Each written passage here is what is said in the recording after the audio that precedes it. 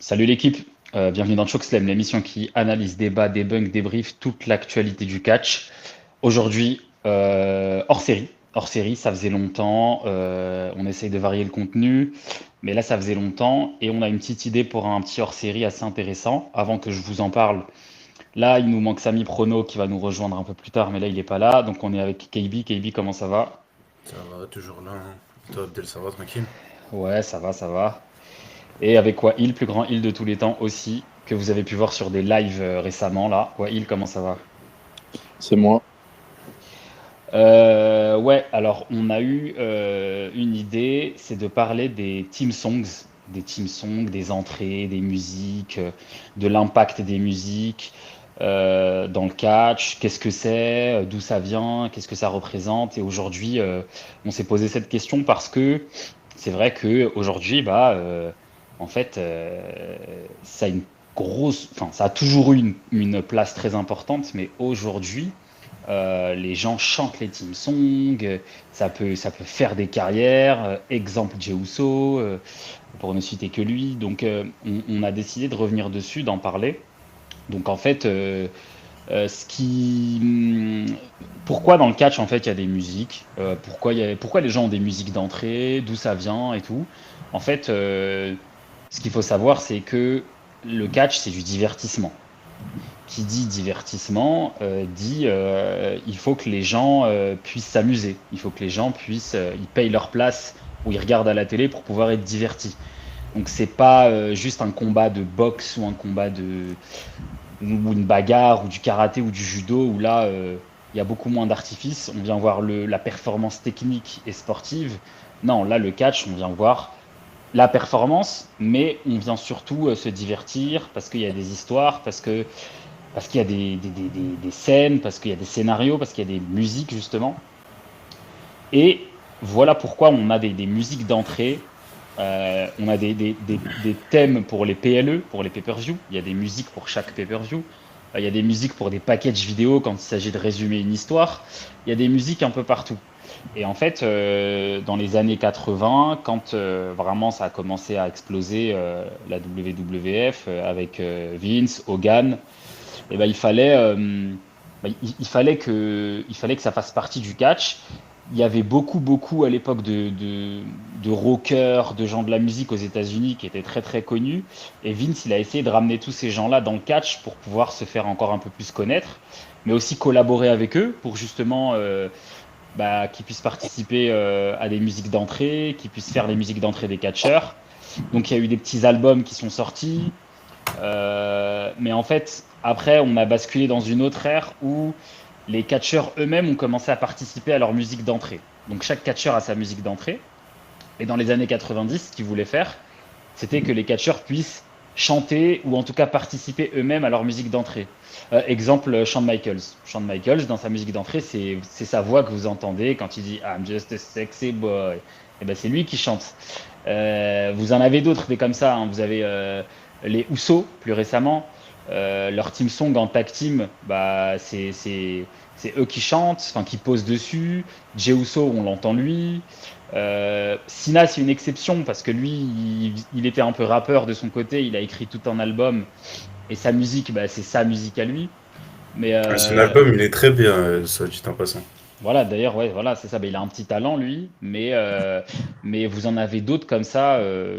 J'en ai pas, enfin, ça peut me venir en tête si vous en avez, dites-moi, hein. Mais voilà, dans les années 90, c'était beaucoup ça. Années 90, début 2000, rock, on l'entend un peu sur ses musiques.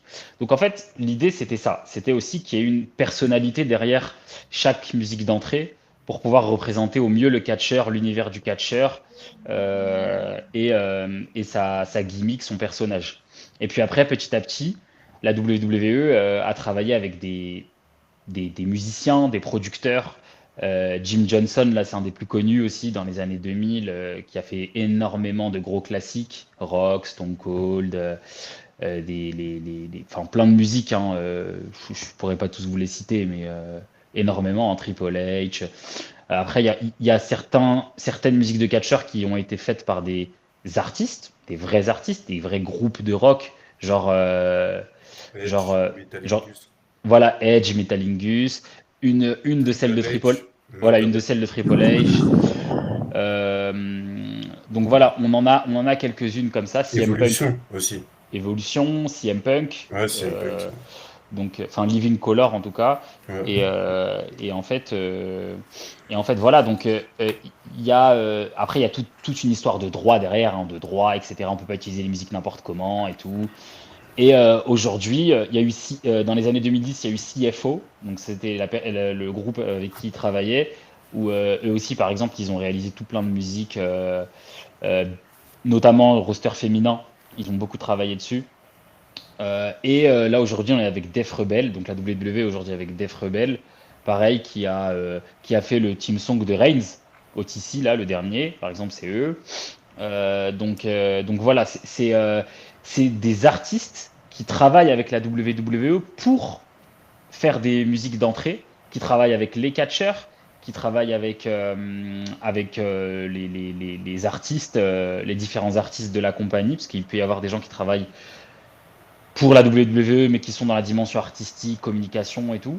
Et les catcheurs ont aussi leur mot à dire. Exemple, Randy Orton, on a voulu à un moment changer Voices il n'y a pas très longtemps, et lui, il a dit jamais de la vie. Il a dit Voices, je garde. Pareil, Voices, c'est un thème qui a été créé par un groupe de rock très connu, et qui travaille pas forcément avec la WWE. Euh, donc voilà, donc C'est Rêve Theory. ouais, c'est ça.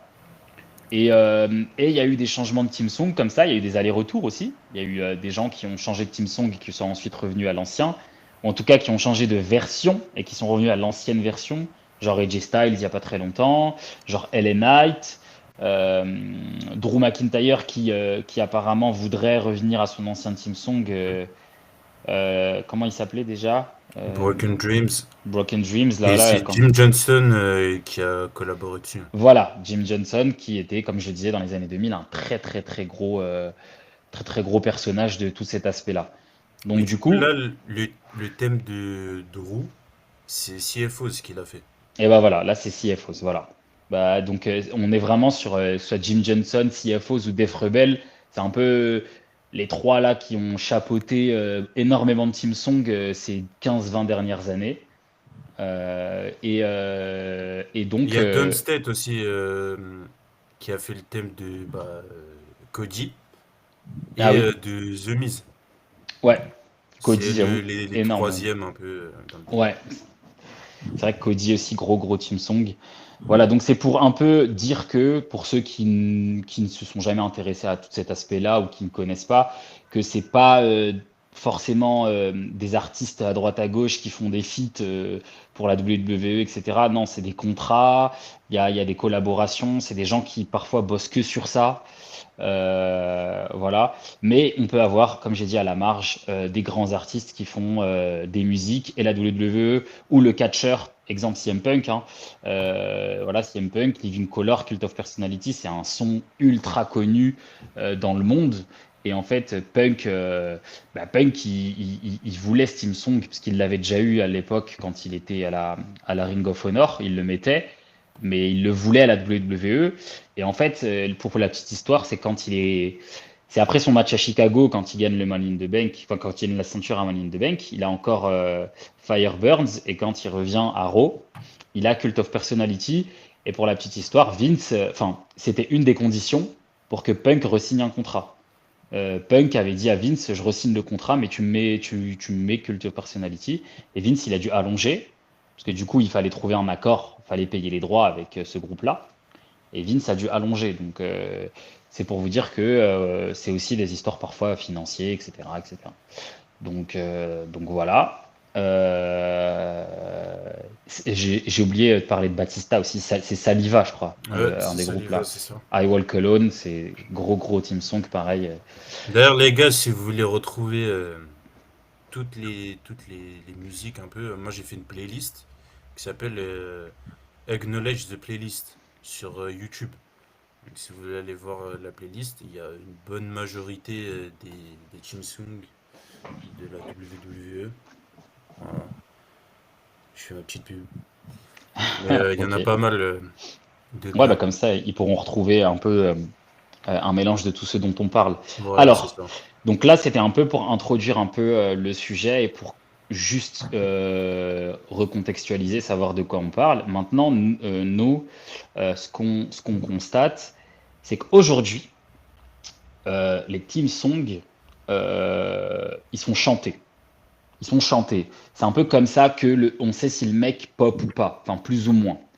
D'où ça vient? Ça vient des PLE à l'étranger. Ça vient depuis quelques années, depuis 3 ans, on va dire, depuis que la WWE est revenue en Europe, notamment. Les fans sont tellement contents que les catcheurs soient là, que la WWE soit là en Premium Live Event, que ça chante les team songs, etc. On a eu un peu Edge à Clash at the Castle en 2022, quand ils étaient revenus là en Europe pour la première fois depuis je sais pas combien d'années. On a eu à Backlash, on a eu Cody, Jay, le fameux truc où bah, nous à Backlash à Lyon, voilà le bruit qu'on a fait, on a un peu lancé cette mode-là. Il y a eu le team song Rollins, donc depuis 2023 à peu près, où les gens chantent. Il y a plein d'exemples comme ça, hein. Aujourd'hui, c'est tout le monde, c'est CM Punk, c'est John Cena, même s'il en Farewell Tour, c'est John Cena. Tous les team songs où il y a des paroles, où il y a des airs plus ou moins sympas à chanter, etc., ou des trucs qui le font bien, bah ça pop et ça chante dans le public. Donc, et c'est un peu ça, parfois, qui fait que euh, le catcheur va être over. Il rentre, c'est le feu, les gens chantent sa musique, ah, il est over. Et si on compare, en fait, dans les années 2010 ou dans les années 2000, et ben en fait, c'était pas ça. C'était pas un indicateur forcément. C'est pas parce que les gens chantaient ta musique que tu étais over ou pas, ou que ça marchait ou pas. Il y avait quand même. On misait pas sur toi que pour ça. Mais à l'inverse, nous, on s'est posé la question aussi de savoir, mais est-ce que c'était pas incroyable quand certains catcheurs, quand ça popait pour certains catcheurs énormément, alors qu'il n'y avait pas forcément de paroles. Exemple, je prends l'exemple le plus simple, Batista dans les années 2000, les pop monstrueuses qu'il a quand il rentre, c'est-à-dire que ça crie du début à la fin de son entrée, mais ça crie des cris de liesse, de joie, et en fait c'est énorme quoi. Aujourd'hui, c'est vrai que c'est très rare d'avoir ça si on n'a pas les paroles ou la gimmick ou le truc chanté du team song. Donc, ma question, c'est un peu, en tout cas, une des premières questions. Après, on pourra discuter et partir dans tous les sens. Mais est-ce que finalement, euh, est-ce que finalement, c'est pas, est-ce qu'on cause pas du tort à un peu au booking est-ce qu'on n'induit pas en erreur les bookers, la WWE en faisant des trucs comme ça, en chantant n'importe quel team song juste parce qu'il est stylé à chanter, mais en fait derrière le perso, bah on le suit pas vraiment, on trouve pas que ce soit ouf ce qu'il fait. Exemple Randy Orton, exemple Jey Uso, voilà, où c'est des team songs qui sont chantés partout dans le monde maintenant. En tout cas, où Jey Uso c'est plus l'entrée en elle-même, Randy Orton c'est le chant de la musique, mais en fait c'est deux personnages que nous on a déconstruit beaucoup hein, ici, mais en fait au final c'est des mecs qui sont quand même sur le devant de la scène encore aujourd'hui très très souvent, alors qu'ils ne le méritent, enfin, ils ne le méritent pas. Ils sont pas censés prendre cette place, puisqu'il y en a d'autres qui devraient l'avoir pour plein de raisons, on l'a déjà évoqué. Donc est-ce que c'est pas un tort de faire ça finalement? Après, je sais que les gens s'amusent et tout, hein, forcément, c'est cool. Mais est-ce que c'est pas normal que les bookers réagissent comme ils réagissent à booker genre Jey Uso, un Rumble et tout, quand on voit ce qu'ils déclenchent dans une salle, ou est-ce que non, ils abusent et ils devraient pas se baser sur ce truc-là à ce point-là. Euh, je sais pas qui de vous deux veut prendre la parole sur ça. De toute façon, vous avez compris où je vais en venir. Vas-y, ouais, on t'a pas trop entendu depuis le début. Euh, Bah, c'est vrai que, en fait, aujourd'hui, l'entrée avant, c'était un artifice, un peu plus quand même un artifice. Maintenant, c'est limite, c'est pas une gimmick pour de vrai, et en mode une gimmick.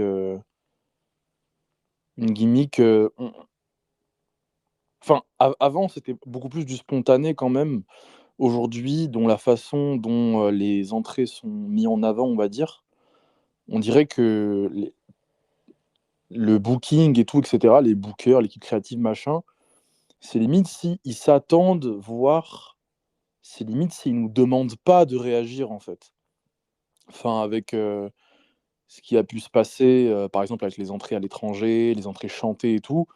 Aujourd'hui, maintenant, il y a ce truc où c'est limite si on doit pas chanter, c'est limite si on doit pas réagir. Par exemple, en Australie, là, où je sais plus c'était où, mais à un moment, t'as les Housseaux qui entrent et t'as Jimmy, il fait une pause et il dit ouais, sortez vos téléphones, genre.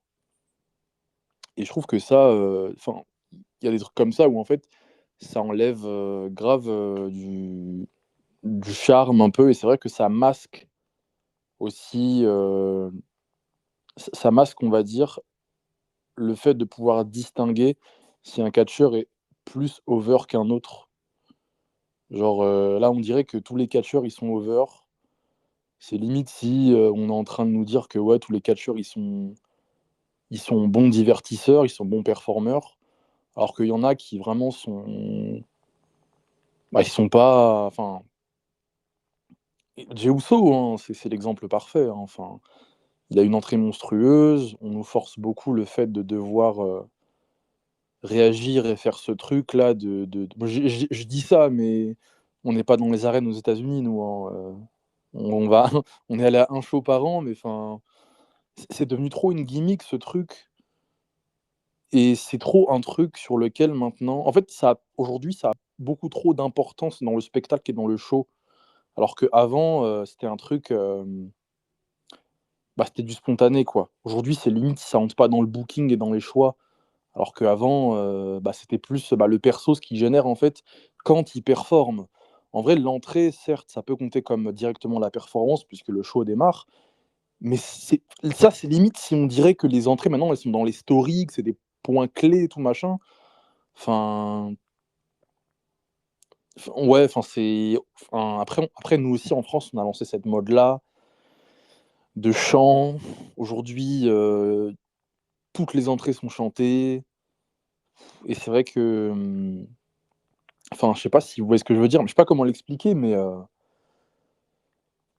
aujourd'hui, c'est trop mis en avant, je pense, l'entrée. Et en fait, ouais, c'est ça, hein, elles sont trop mis en avant, je trouve. On veut trop faire l'effort de faire du bruit, de prouver, alors que en fait, on n'arrive plus trop à voir qui est over plus qu'un autre, qui ne l'est pas. Tu veux dire ça manque de spontanéité un peu, peut-être. Oui, mais maintenant maintenant c'est dans les bookings, quoi. Enfin, ça fait partie du show un peu. Je trouve que ça fait un peu trop partie du show, quoi. Et quand je dis Hmm. partie du show, c'est dans les programmes. Genre, enfin, voilà. Je sais pas si vous voyez ce que je veux dire. Je sais pas si j'ai été. Non, c'est clair, c'est clair. Mm. Moi j'ai l'impression que il y a un autre problème qui est engendré par rapport à ça, c'est que du coup, si dans ton entrée, dans ta musique d'entrée, il n'y a pas de paroles à chanter, j'ai l'impression que ça peut te handicaper. Mm. Et je vais donner Peut-être deux que exemples. peut-être que Ouais, c'est pour vas-y. ça que Drew il veut changer, hein. Bah, Ce en fait, bâtard. justement, c'est que j'allais dire Drew et LA Knight, c'est peut-être deux des mecs qui devraient être beaucoup plus mis en avant par la WWE. Et pourtant, genre, ils sont pas mis en avant. Et quel est le point commun entre ces deux-là? Leur musique d'entrée, il n'y a pas de parole. C'est juste une musique, quoi. Mm. Après, Le- Elena, il le- a quand même son yeah là. C'est quand il. Oui, mais Et... enfin, comparé à des mecs qui ont des musiques avec des paroles, c'est un peu soudain, genre. Enfin, il y a pas de continuité tout le long. Du coup, bah, forcément, sur les réseaux, genre quand tu vas faire une vidéo et on revient à tout ce truc de moment et tout, c'est que bah, le moment qui va durer genre 2 3 minutes pour certains, des fois un peu plus pour d'autres, où le public qui chante et tout, LA Night, en fait, ça va être genre 3 secondes où il y aura juste Yeah, et au final, t'as pas ta pop comme tu devrais avoir. Alors après, ça se rattrape, on l'a vu quand t'as Clash in Paris, quand c'est dans le ring et tout, ça pop quand même LA Knight. Je dis pas que ça Ouais, pop ouais. pas, mais disons que bah c'est un truc en moins, on va dire. Et je pense que c'est pas à négliger quand on parle de ah ouais, peut-être qu'il devrait tourner avec des mecs plus importants, machin, nan nan. Et qu'est-ce que je voulais dire aussi? Ouais, Seth Rollins. Ouais, bah il y a cette Rollins aussi Seth qui Rollins, justement, hein, c'est un mec. En vrai, bah, quand tu le compares à certains autres, des fois, de ses collègues, peut-être même du Shield ou peu importe d'autres grandes stars de l'industrie, quelle que soit l'époque, c'est un mec, en vrai de vrai, tu sais même pas trop s'il est over parce qu'en fait, son entrée, c'est une gimmick, quoi. Enfin, il faut faire oh, oh, oh, oh. Mais parce qu'il faut le faire, parce que c'est genre le chant de l'entrée. Mais genre, Rollins, par exemple, tu sais pas vraiment si il y a une période où il est plus puissant qu'une autre période, je sais pas. Parce que bah lui, son entrée, c'est typiquement une gimmick, quoi. il y a Genre, en fait je viens de me rendre compte, il y a une seule exception parmi tous les mecs qu'on a dit, enfin pas parmi les mecs qu'on a dit, mais la seule exception où genre j'ai une musique mais il n'y a pas de parole et bah il y a quand même des moments un peu qui se créent, c'est Roman Reigns.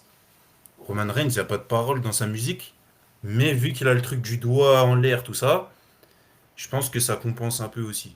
Mais après, après, le truc du chant, en vrai, j'irai pas jusqu'à dire qu'aujourd'hui, c'est obligatoire.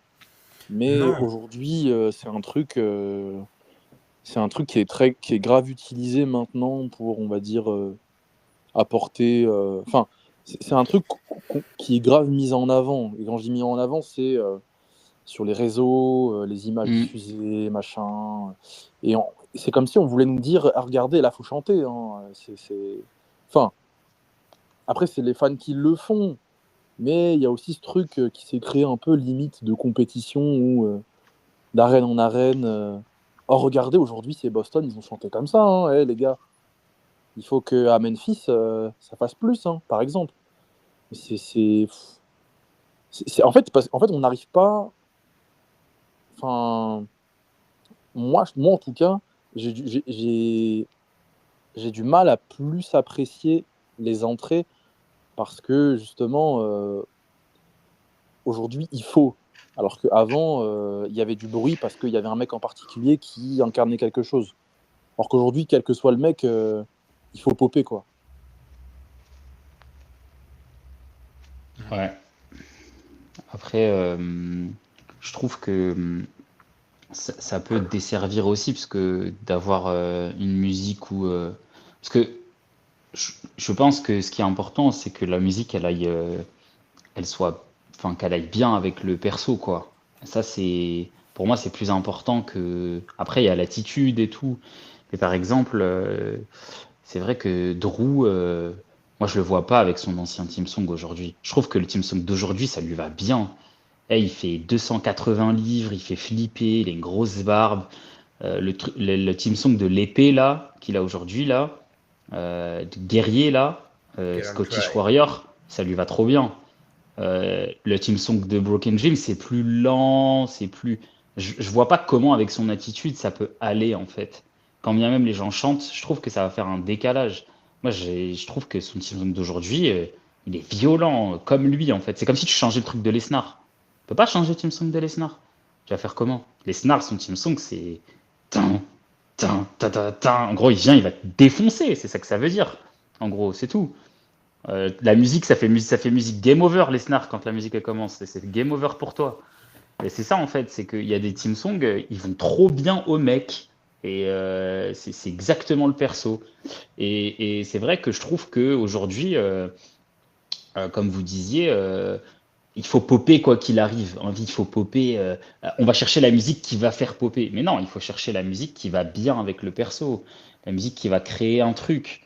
Par exemple, encore un exemple, hein, mais Damien Priest, ça fait des années sa musique, elle pue la merde en fait.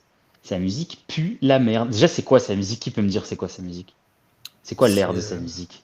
C'est un truc chelou que personne retient, ouais, un truc bizarre, c'est tout mou, c'est tout, c'est nul. Et je suis persuadé que moi ça a participé un peu. Enfin, ça l'aide pas en tout cas. Ça l'aide pas. Et je sais pas, il y avait des trucs à faire quoi. Enfin, vraiment, c'est une recherche aussi, c'est du taf, mais c'est Def Rebel et la musique elle s'appelle Rise for the Night. Après, je sais pas si ça c'est la bonne. Enfin, parce que je crois qu'il a changé depuis. Mais Mais tu sais, mais j'ai l'impression qu'il a, même s'il a changé, que c'est comme les musiques des mecs sombres là, Alistair Black, je sais pas quoi. ouais, mais On se ça, rappelle même, tu peux même pas te rappeler de l'air du truc en parce que fait, c'est pas mémorable. Tu fais pas le lien avec le mec. Et c'est même pas une question de main eventer. Par exemple, Dominique, on la connaît tous. Enfin, tu vois, c'est même pas une question de mid-card. Chad Gable, tu sais, ces mecs-là, tu sais c'est quoi leur musique parce que ça leur va Damien trop Priest, bien. Damien Priest, il aurait dû garder la musique de Alter Bridge. La musique du Judgment Day. Ah oui, carrément. Ah, la musique de Jimmy Mendel est incroyable. Non, mais s'il avait gardé cette musique-là, en fait, Mais, c'est vrai que ça joue dans l'identification du perso. mais bien sûr, mais tu sais, quand je pense à ça, je pense au Kashin. Quand il Ouais. Kashin Priest et qu'il y a la musique du Judgment Day qui se lance là, Mm. c'est. Tu lui mets cette musique-là, déjà, c'est quelqu'un d'autre, hein. Et, C'est. et à l'inverse, hein, un mec comme Jacob Fatou, par exemple, sa musique, je trouve qu'elle l'aide énormément. Je sais pas Ouais, si vous êtes d'accord, mais le petit truc au début où genre le mec parle en... Enfin, il dit les noms des familles là. ouais. Fatou, machin, Tongaloa, je sais pas quoi là. Et même quand elle commence, la musique, Bah oui. ça va exactement bien avec le perso Et, de. et voilà, et ça l'aide énormément. Alors que bah, finalement, on le répète un peu depuis Money in the Bank, depuis qu'il a fait Eastern. C'est moins bien Jacob Fatou. Mais sa musique, elle le sauve. Parce que bah, quand sa musique elle retentit dans l'arène, ah, c'est Jacob Fatou. On sait Hmm. que il va se passer un truc, on sait qui c'est, on sait de quoi le mec est capable, machin truc, tu vois. Ah ouais, carrément. Donc ouais, ça c'est sûr que ça aide.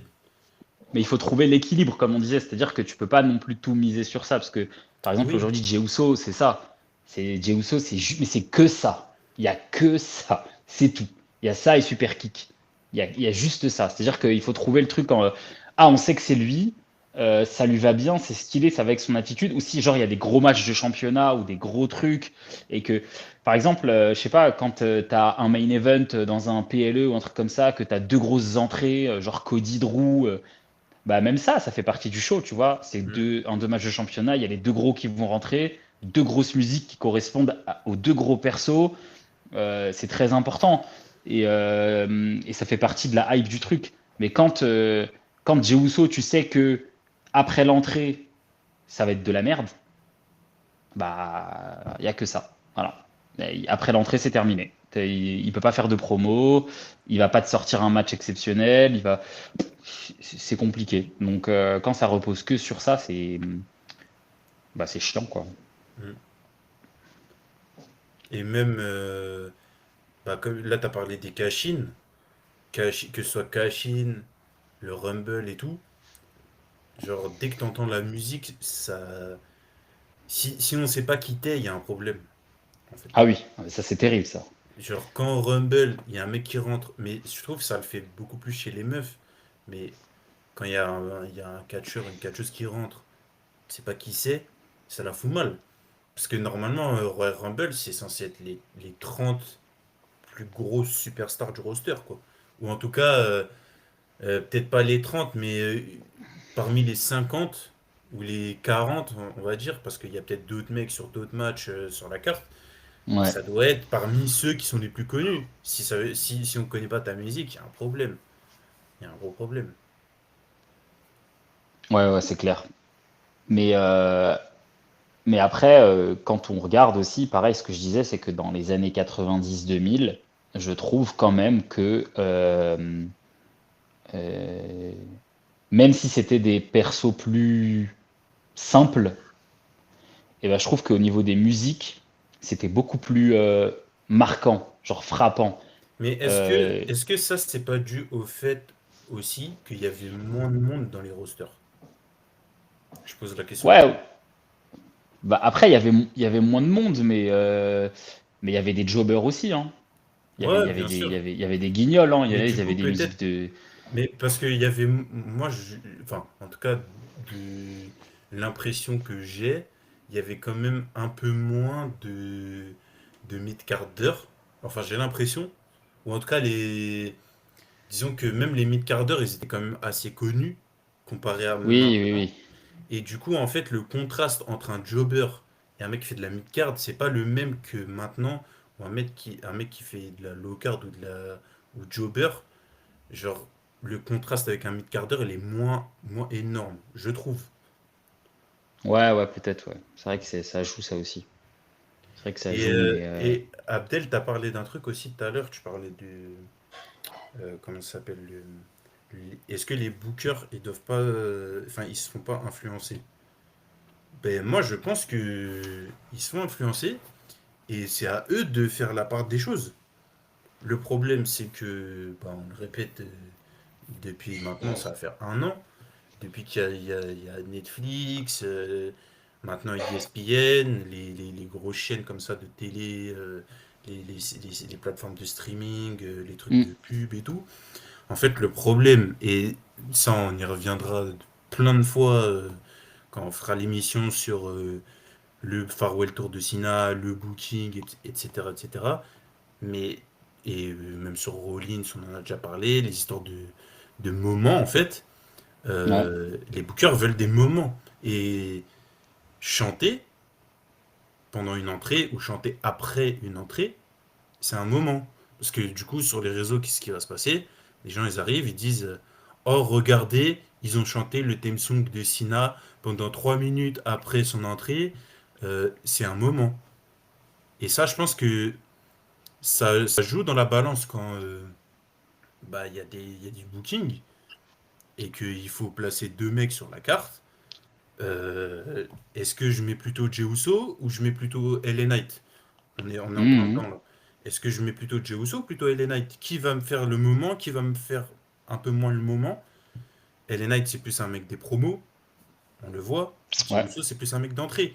Donc, quand il y a un PLE, dans ce PLE-là, c'est rare qu'on assiste à des promos. Donc, tu prends Jey Uso dans un premier temps. Alors après, ça peut être amené à évoluer encore. Je pense que c'est quand même à prendre avec des pincettes, parce que, à mon avis, ils feront pas deux fois la même erreur sur une road comme ça, où il y avait quasiment rien, comme l'année dernière, enfin comme cette année, quoi. Donc, selon moi, là, cette année, on risque, enfin, là, en 2026, on risque d'avoir quand même quelque chose d'un peu mieux pour la road, avec des promos, des mecs qui savent parler au micro et tout ça, et pas un Jey Uso qui est très limité, quoi. Donc, en fait, je pense que ça dépend aussi des moments dans l'année. Disons que par exemple pour un Wrestle où il faut mettre il faut mettre le contenu en avant, bah, ça peut être intéressant de mettre Jey Uso. Par contre, quand c'est Retour WrestleMania, là il faut des mecs qui savent parler quoi. ouais.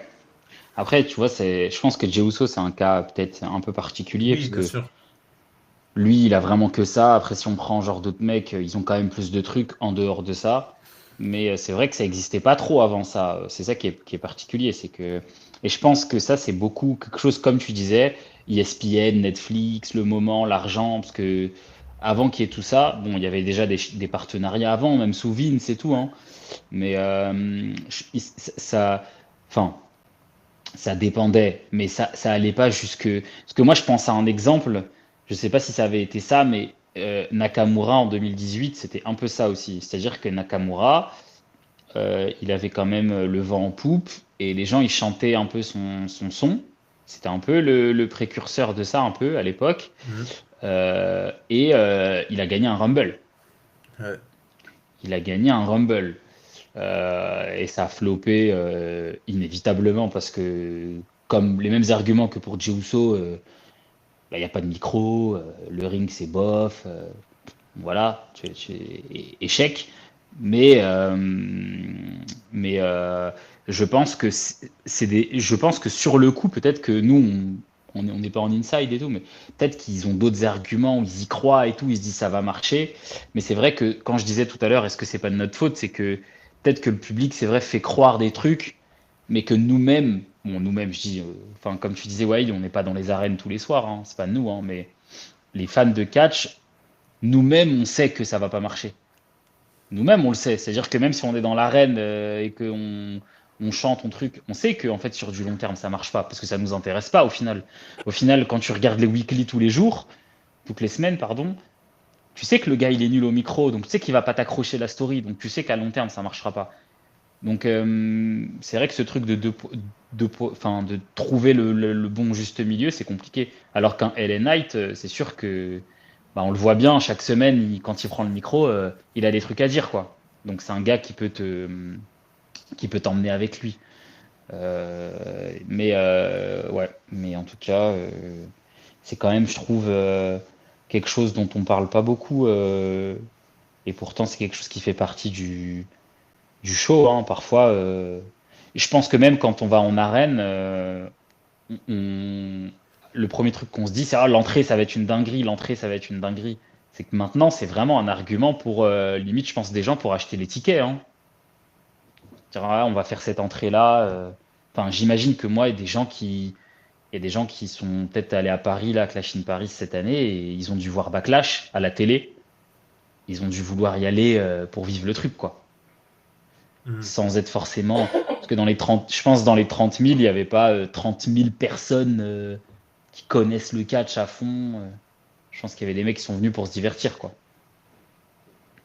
Ouais. Donc, ouais. Je sais pas si vous aviez peut-être des choses à rajouter, des trucs dont on n'a pas parlé. Non, je pense que. Moi, en tout cas, j'ai dit ce que j'avais à dire. Ouais.